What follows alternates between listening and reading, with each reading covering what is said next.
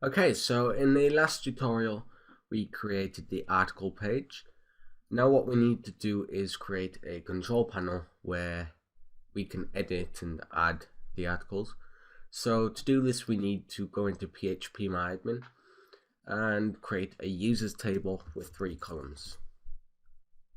First column will be user ID, which will be an int with a primary index and auto increment enabled. Then we'll have username varchar255, and then we'll have user password, which will also be varchar255. So now what we need to do is add a user. I'm just going to call mine admin, and for the password we are going to use MD5 encryption. It's not ideal, it is pretty easily crackable. Well, that's one way to put it. If we were actually creating a secure application, we would want to be using Blowfish. You can Google that if you want, but for now we're just going to use MD5.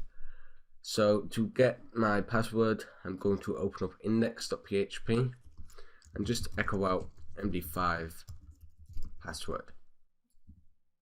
So now we can copy and paste this into our input and click go.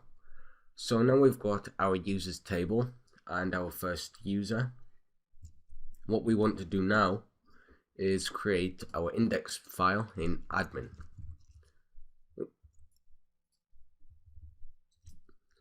So now we're going to open up with our PHP tags, and we want to include our connection file.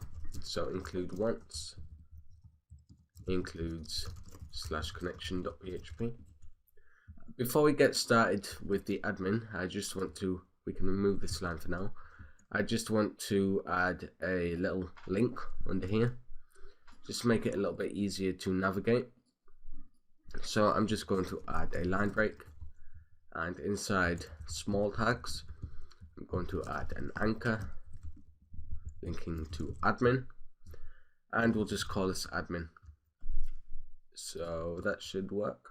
There we go. So the first thing we want to do is start our session, and now what we want to do is check if the user is logged in. So we're going to say if is set session logged in, and if that is true we'll display index, else we'll display login. So what we need to do now is create our login form. So we're just going to close off our PHP tags and reopen them here. And we need to copy and paste this page. We can remove the admin link because we're obviously already in admin. And we can remove the list because we don't want to display our articles. So what we're going to do is create a form, action index.php, method equals post, and because I already have my password saved for this, I'm going to turn autocomplete off. You don't need to do that though. Inside here I'm going to create an input field. Type equals text, name is username, and placeholder is username. Now we want a password field, password name equals password, and placeholder equals password, and we want our submit button. So input type equals submit, and we're just going to change the value to login. So this should look good. Now first we need to fix this link because we're not in the same directory. We need to edit the path. That should look a little bit better. There we go. Now I just want to add a line break after this just to separate it out a bit. 2 line breaks, sorry. There. Now we've done that, we need to do some validation.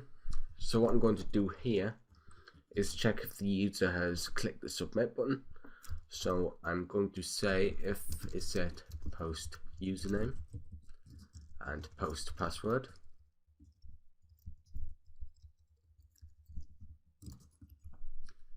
Then we will assign the variable username to whatever the user entered and password to post password. So now what we want to do is check if the user actually typed anything in the fields. So we're going to say if empty username or empty password, and we will say error equals all fields are required. Now I want to display this error above the form, so what I'm going to do is PHP if set error. So if the variable error is defined, then we will say small style equals color AAOOOO, which is just a dark red, and we will echo out error and just close off our tag. So first, before we do anything, we need to add our line breaks. So if we test this out, this needs to be inside the if statement. So if we test this out, if we just leave our fields empty, we should see our error. There we go. So what we need to do now is check if the user has entered the correct credentials. So if empty username, so else, we'll say query equals PDO prepare, select all from users, where user name equals question mark and user password equals question mark, and we need to bind our values. So query bind value 1 username, 2 password, query execute to actually execute the query, and now we will say num equals query row count. So what we're doing here is we're saying select all from users, our table, where the user column, the username column equals this, whatever the user entered, and the password equals this. And then we are binding these variables to these question marks. We are executing the query, and then we are getting the amount of rows. So what we need to say now is if num equals 1, user entered correct details, else user entered false details. So we're going to say error equals incorrect details. So now if we enter some bogus stuff in here, we should see our error.